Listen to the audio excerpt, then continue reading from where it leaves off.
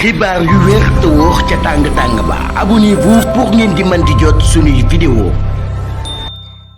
mbégte la ñuy am ci ànd bi ak Buzz 221 HD ni ñu koy defee saa su ne rek di leen indil ay xibaar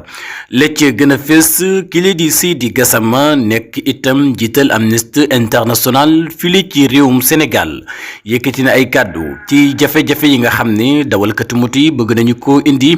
ci réew mi la di réewum Sénégal ginnaaw bi gouvernement bu Sénégal waxee na nag nañu witti li nga xam ne moom moo di ay këyit loolee moom mi nga xam ne dafay xeex ak yelleefu doomu aadama moom mile di Seydi Gassama yëkkati na ci ay kàddu di wax na nag loolee lu war la maanaam ñi nga xam ne ñu dawalkatu moto yi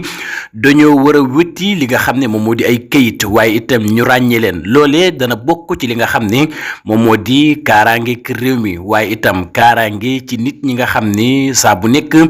ñi ngi tekk ay fitna ci ñoom waaye itam jaaree ko ci ñi nga xam ne ñoom ñoo di dawalkati jakarta yi loolee waral nag moom mile di xeex ak yelleefu doomu aadama wax na ne daal lii nga xam ne gouvernement Sénégal teg na ko daal loolee lu war la bépp moto boo xam ne da ngay daw ci réew mi la di réewum Sénégal da ngaa war a am ay këyit ñu ràññee la loolee waral nag moom mile nga xam ne lépp loo xam ne jàmm la ci lay dox di wax na nag waaye mbir mi dafa war a am li nga xam ne nag